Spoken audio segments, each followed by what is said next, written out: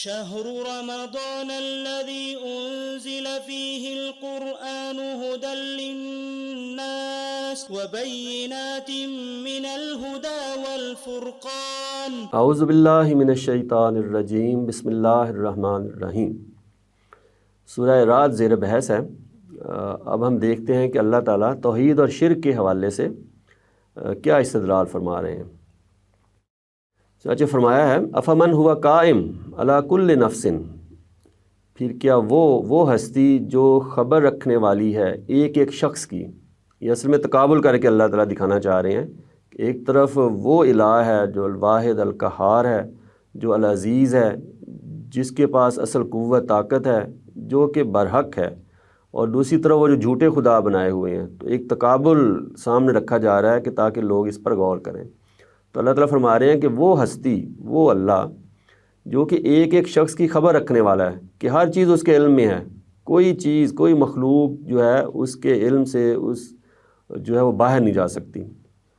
بما کسبت، جو بھی ہستی، جو بھی شخص کچھ کماتا ہے وہ سب اس سے باخبر ہے، اس کو جاننے والا ہے۔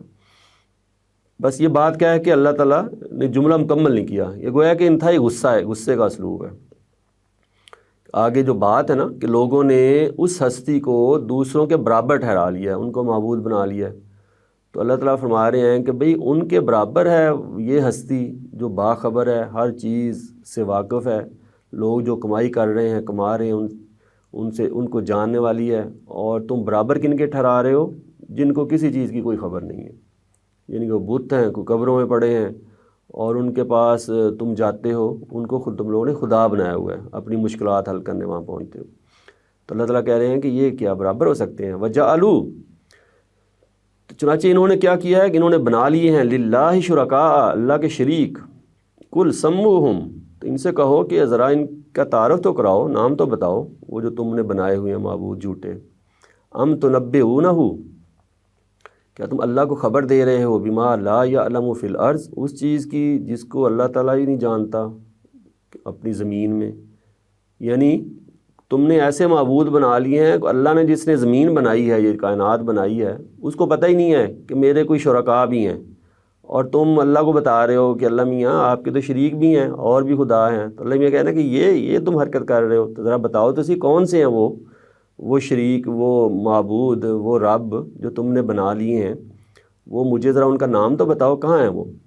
ام بظاہر من القول، یا یہ کوئی اوپری بات کر رہے ہیں کہ ایسی بس بے پر کی اڑا رہے ہیں، جو منہ میں آ گیا کہہ دیا، کہ ان کی بات کے پیچھے کوئی ایسی کوئی یقینی چیز نہیں ہے۔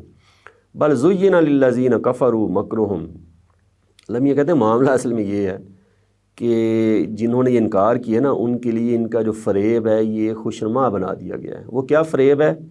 خود بھی فریب میں پڑے ہوئے ہیں اور دوسروں کو بھی فریب میں مبتلا کر رہے ہیں کہ تمہارے کوئی اور بھی الہ معبود رب ہیں۔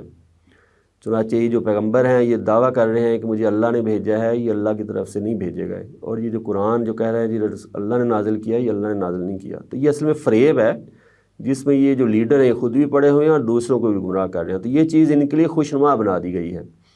اب ان کو یہ احساس نہیں ہو رہا کہ یہ انتہائی غلط حرکت ہے جو ہم کر رہے ہیں۔ وَصُدُّوا عَنِ السَّبِيلِ، یہ راہ حق سے روک دیے گئے ہیں اپنی انہی حرکتوں کی وجہ سے۔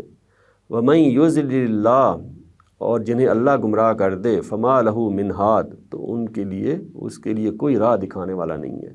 تو یہ اللہ تعالیٰ آپ کی سنت ہے ہدایت اور گمراہی کی، کہ جو گمراہی چاہتا ہے گمراہی کے راستے کی طرف پھر اسے لگا دیا جاتا ہے، اور جو ہدایت چاہتا ہے اس کو ہدایت مل جاتی ہے۔ تو انہوں نے اپنے باطن کی روشنی بھی گل کر دی ہوئی ہے، وہ چراغ بجھا دیا ہوا ہے، اور جو سامنے نشانیاں روشنی نظر آ رہی ہے اس کی طرف بھی توجہ نہیں ہے۔ چنانچہ ان کو حق کہاں سے ملنا ہے؟ تو اللہ نے ان کو پھر گمراہ ہی کرنا ہے۔ لہم عذاب فی الحیات الدنیا، ان کے لیے عذاب ہے دنیا کی زندگی میں۔ وہی جو رسول آتے ہیں تو دنیا کی زندگی میں قوموں پر پھر عذاب آ جاتا ہے۔ وَلَعَذَابُ الْآخِرَةِ أَشَقُّ، آخرت کا عذاب بھی آئے گا جو کہ اس سے کہیں سخت ہے۔ وَمَا لَهُم مِّنَ اللَّهِ مِن وَاقٍ، اور کوئی نہیں ہوگا ان کو بچانے والا اللہ کے سوا۔ تو اللہ کی پناہ میں اگر یہ آ جاتے ہیں تو اس عذاب سے بچ جائیں گے، اس دنیا کے عذاب سے بھی اور اخروی عذاب سے بھی۔ لیکن یہ کیا کر رہے ہیں؟ ایسے جھوٹے معبود گھڑ رہے ہیں کہ جن کے بارے میں اللہ کو بھی نہیں معلوم زمین اللہ نے بنائی ہے، حکمران وہ ہے، ہر چیز اس کے علم میں ہے، اور معبود ایسے گھڑ لیے ہیں کہ جو کسی چیز سے واقف بھی نہیں ہے اور ان کا وجود بھی نہیں ہے۔ مثل الجنہ التی وعد المتقون، تصویر اس جنت کی جس کا وعدہ اللہ سے ڈرنے والوں سے کیا گیا ہے، وہ کیا ہے جی؟ تجری من تحتی الانہار، وہ تصویر اس طرح ہے کہ اس کے نیچے نہریں بہہ رہی ہوں گی، ایسے باغات ہیں، ایسے پودے ہوں گے جہاں نہریں بہہ رہی ہوں گی، اکلھا دائم وظلھا، اس کے پھل بھی دائمی ہوں گے اور اس کا سایہ بھی لازوال ہوگا۔ یعنی اس دنیا میں تو پودوں پر خزاں بھی آتی ہے، کبھی پھل لگا ہوتا ہے کبھی نہیں لگا ہوتا ہے، تو وہاں وہ مسلسل پھل جو ہیں پودوں پر رہیں گے اور اس کے سائے بھی لازوال ہوں گے۔ تلک عقبی الذین اتقوا، یہ انجام ہے ان کا جو خدا سے ڈرتے ہیں۔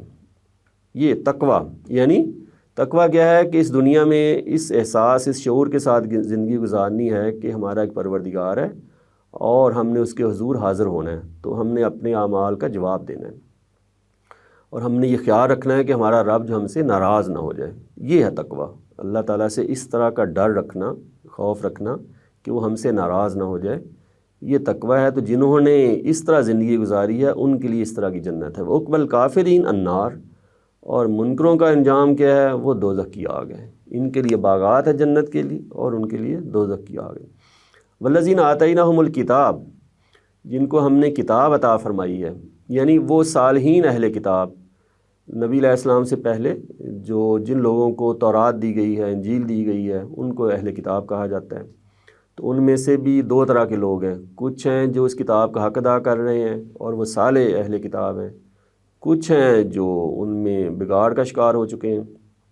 چنانچہ جو صالحین اہل کتاب ہیں ان کے بارے میں کہا جا رہا ہے یفرحون، وہ خوش ہیں، بما انزل الیک، اس سے جو نازل کی گئی ہے تمہاری طرف، وہ قرآن آنے پر خوش ہوئے ہیں۔ کیوں؟ کیونکہ ان کی کتابوں میں پیشین گوئیاں موجود ہیں، وہاں بتایا گیا ہے کہ ایسی کتاب آئے گی، ایسے پیغمبر آئیں گے، تو وہ خوش ہیں کہ بھئی یہ تو ہماری زندگی میں ہی، ہمارے علاقے میں یہ معاملہ ہوا ہے، تو اس پر وہ خوشی منا رہے ہیں کہ اللہ تعالیٰ نے ہمیں وہ دور دکھایا ہے جس میں یہ ایک بڑا واقعہ ظہور پذیر ہوا ہے، تو اس پر وہ خوشیاں منا رہے ہیں۔ جبکہ پیچھے بیان ہوا ہے کہ یہ قریش ماننے کے لیے تیار نہیں، اس قرآن کو کہہ رہے ہیں کہ نہیں، کوئی حصی معجزہ دکھایا جائے پھر ہم مانیں گے۔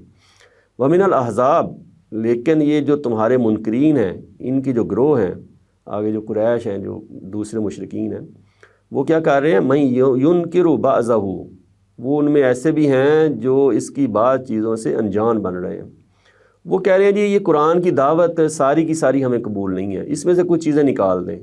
وہ کیا چیزیں نکال دیں؟ وہی بنیادی دعوت ہے کہ جی ہم توحید کو نہیں مانیں گے، شرک کو مانیں گے۔ قرآن توحید کی دعوت دے رہا ہے۔ اچھا جی آخرت میں جزا و سزا ہونی ہے، اعمال کی بنیاد پر فیصلہ ہونا ہے، یہ نہیں ہونا چاہیے۔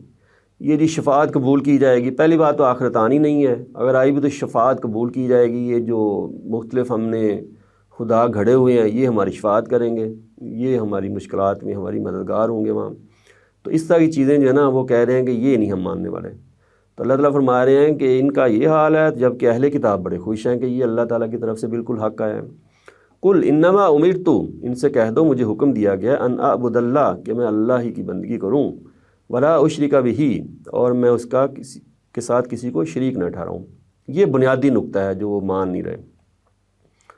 تو اللہ تعالیٰ نے پیغمبر کے ذریعے بتا دیا کہ بھی یہ تو اس میں تو کوئی تبدیلی ہونے والی نہیں ہے، اصل دعوت ہی ہے دین کی کہ اللہ ہی کی بندگی ہوگی، کوئی شرک نہیں کیا جائے گا۔ ولا اشرک بہ الیہ ادعو، اسی کی طرف میں بلاتا ہوں، و الیہ مآب، اور اسی کی طرف میرا لوٹنا ہے، کہ میری ساری دعوت اللہ تعالیٰ کے لیے ایک ہی نقطہ ہے کہ لوگوں اللہ کے بندے بن کر رہو اور اسی کی طرف میں نے لوٹ کر جانا ہے۔ یہ ہے سادہ دعوت۔ کذالک انزلناہ حکما عربیہ، اس لیے ہم نے اس قرآن کو ایک عربی فرمان کی حیثیت سے نازل کیا ہے۔ یہ ان پر احسان، ان کو توجہ دلائی گئی ہے کہ تمہاری زبان میں یہ قرآن نازل ہوا ہے، تم اس سے فائدہ اٹھانے کے بجائے کسی معجزے کی تلاش میں ہو، حالانکہ ہر چیز تم پر واضح کھول کر رکھ دی گئی ہے۔ وَلَئِنْ اتَّبَعْتَ أَهْوَاءَهُمْ، اگر آپ پیغمبر آپ بھی پیروی کریں گے ان کی خواہشوں کی، یا صرف نبی علیہ السلام کی طرف رخ نہیں ہے، سنایا انہی کو جا رہا ہے کہ پیغمبر کی یہ پوزیشن ہے کہ اگر پیغمبر بھی اس قرآن پر عمل پیرا نہیں ہوں گے تو ان کو بھی پکڑ لیا جائے گا۔ اگر آپ پیروی کریں گے ان کی خواہشوں کی، بعد ما جاءک من العلم، اس کے بعد کہ جو آپ کے پاس علم آ چکا ہے، علم یعنی جو قرآن مجید کی شکل میں وہی اصل علم ہے نا، الحق ہے، العلم ہے، جو اللہ تعالیٰ کی طرف سے نازل ہوا ہے وہی العلم ہے، وہی الحق ہے، تو وہ آ چکا ہے کہ توحید ہے اصل دین، شرک جو مختلف انہوں نے معبود بنا رکھے ہیں ان کی کوئی حقیقت نہیں ہے، یہ سب جھوٹ ہے۔ تو یہ خواہشیں ان کی یہی ہیں کہ پیغمبر بھی یہ بات مان لیں، تو یہ پیغمبر کی طرف سے گویا کہ بتا دیا گیا کہ پیغمبر یہ ماننے والے نہیں ہیں تمہاری خواہشیں، کیونکہ پیغمبر کے پاس تو العلم الحق آ چکا ہے۔